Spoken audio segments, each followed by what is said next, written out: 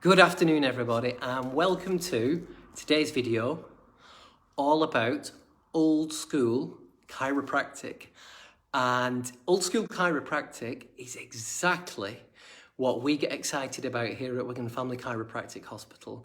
And old school chiropractic is 100% what we do and what we offer our patients.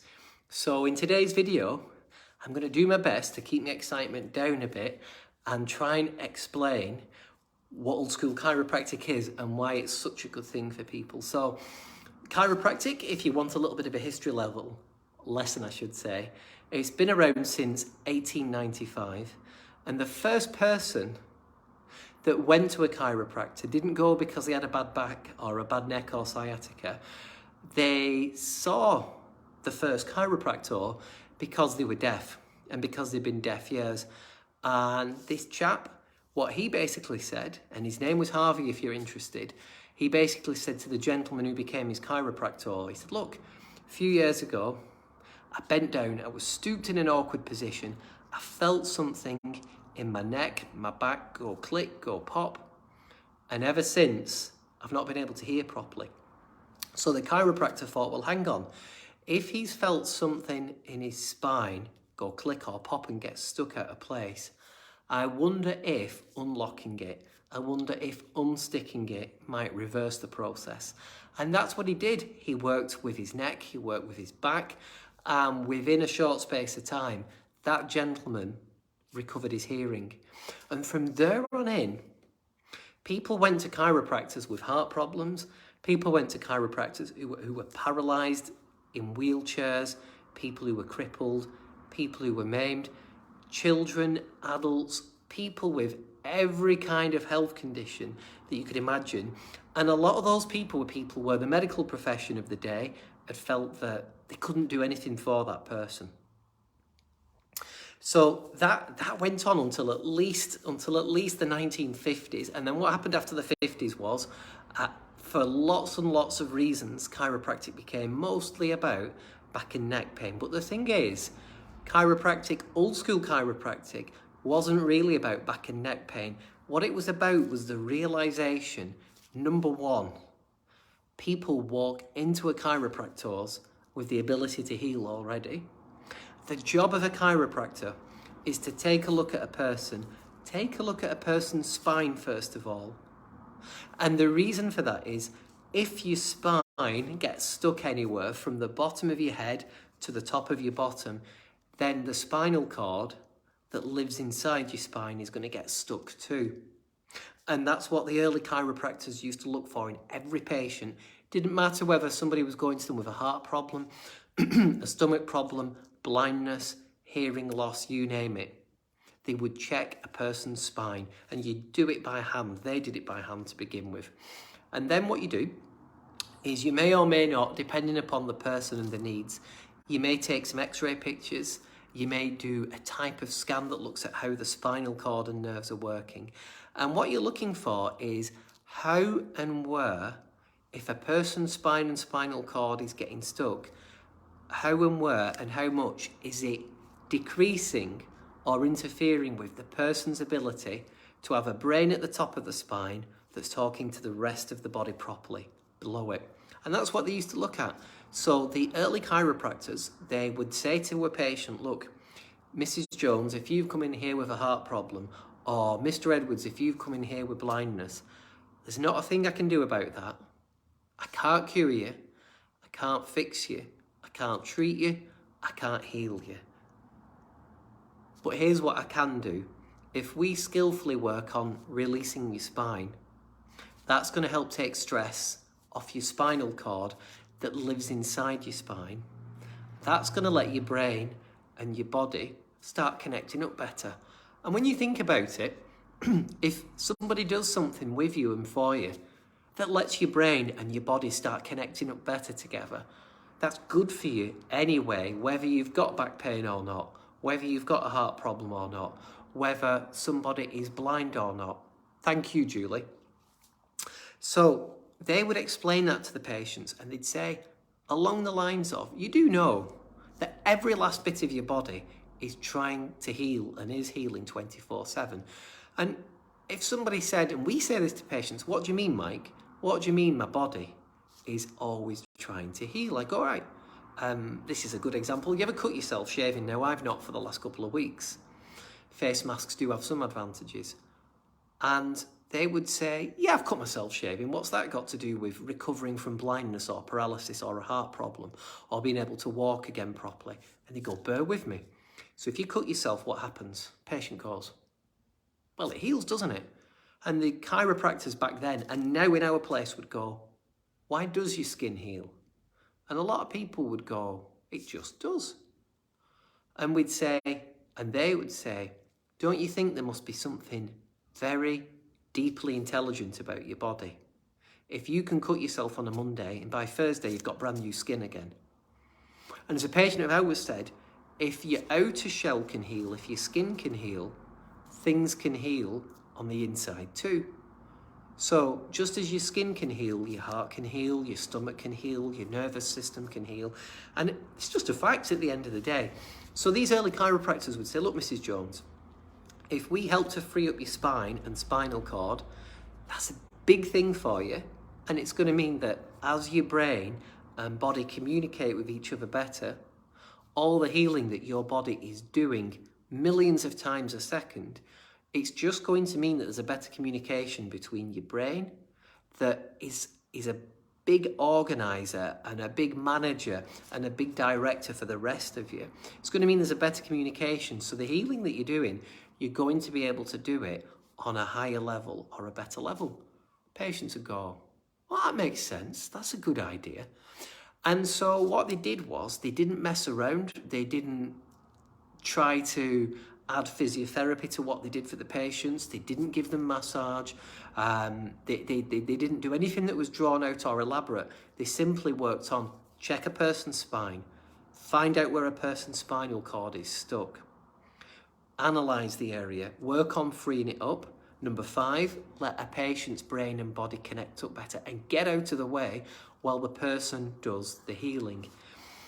The other thing that's really cool is they gave the patients, and we do here, this is why we're old school, they gave the patients 100% of the credit for the results they get. So we've had a patient here who was scheduled for heart surgery. She then went on to not need it. We have had a young boy come in with a diagnosis medically of cerebral palsy, and his mum said, well, what do you think is wrong with him? And I said, I don't really want to try and say what's wrong with him. He's an 8-9-year-old boy. He's a beautiful young person. Here's what I found. His spine is stuck in his neck. His brain and his body aren't communicating with each other like they could do. And if your brain doesn't communicate well with your body doesn't communicate well with your brain, and things don't work as well. So I'm not saying there's something wrong with him. Here's what I'm saying.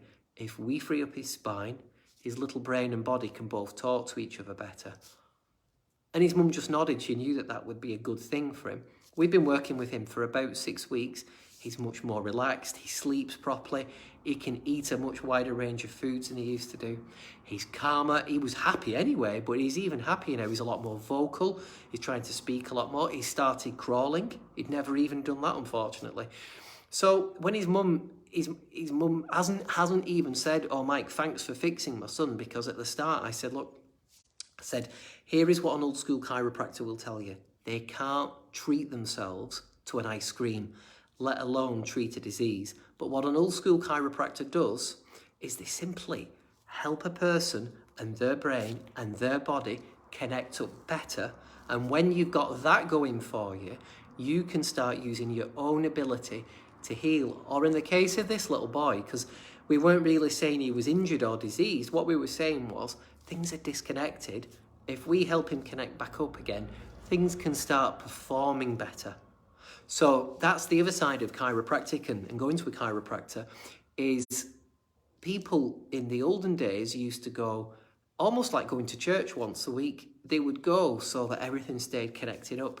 I go and see a chiropractor I always try to do once a week unless I'm desperately unable to go, but it's almost always once a week. Sometimes I go 2 weeks, very occasionally 3. But when I go, it's not usually because of any pain, it's because I want to try and perform well, and when patients come to see me or when I'm doing stuff at home with my family, I want to have my brain, my body all singing on the same page. And when that's happening, generally I'm a better version of myself, which practically translates to I'm a lot less grumpy and a lot less moody, so I'm able to look after my patients at a higher level.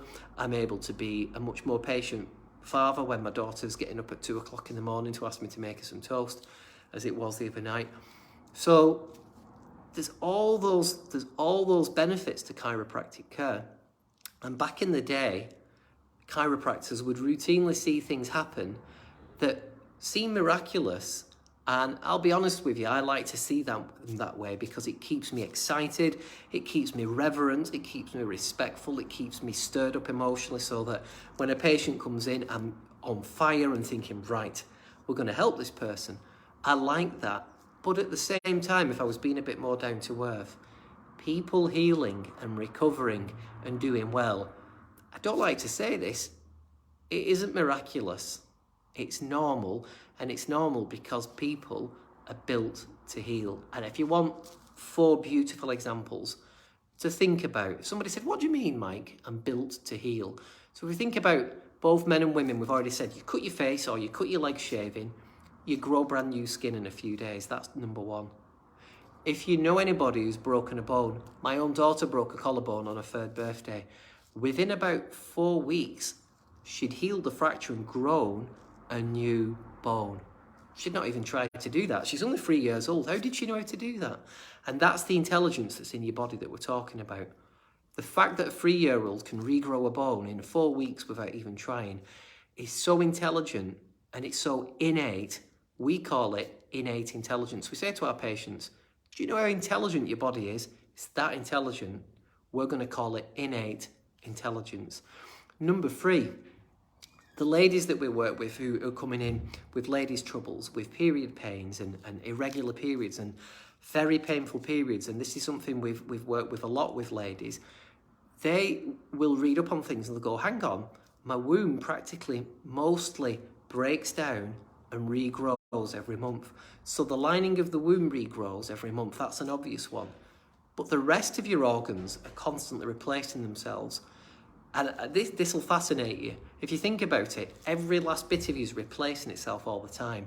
The you watching this video right now is 100% new from the you that might have watched this video 7 years ago.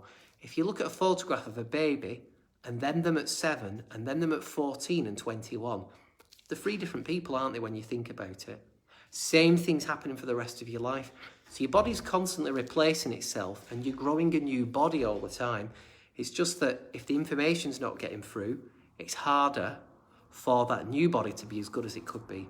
And the 4th one, we say this to mums all the time. If they go, Mike, you know what, I've heard some good stuff about chiropractic. I'm hoping it can help me because I'm counting on this. I'm in a bad way. I've got all these problems. I've got 2 or 3 young children running around. How's this chiropractic thing going to help me? You've just said, I've got an ability to heal. What are you talking about, Mike? And I'll go, okay. It says here on your file you've got 3 children. They'll go, yep, 3 children. I'll say, if your body knows how to make brand new humans, would you agree it's innately intelligent? Yeah, of course it is. I'll go, well, if your body knows how to make new people, new humans, do you think it knows how to heal from the inside? And people go, you don't even finish the sentence because the mums nod and smile and they're already jumping on the chiropractic adjusting table wanting you to start the chiropractic care with them. So for everybody watching, thank you for being on here. Thank you, Michelle. Thank you, Charlie. Julie, good afternoon. You're on here all the time, which is lovely. You're like a one-lady support team. Thank you. Paul, good afternoon to you. Hope this video helps. And for everybody else watching, thanks for being on here. And I don't care what anybody tells you, no matter what is wrong with a person or right with them, everybody's got the ability to heal. Everybody's got the ability to have a mind and a body that are functioning better than they currently are. It's a self-evident truth. You can figure it out for yourself. You don't need to even Google it or fact check it. And I just want you all to know that you, your body, your life, everything is self-healing within those. Have a good afternoon, guys. Speak to you soon.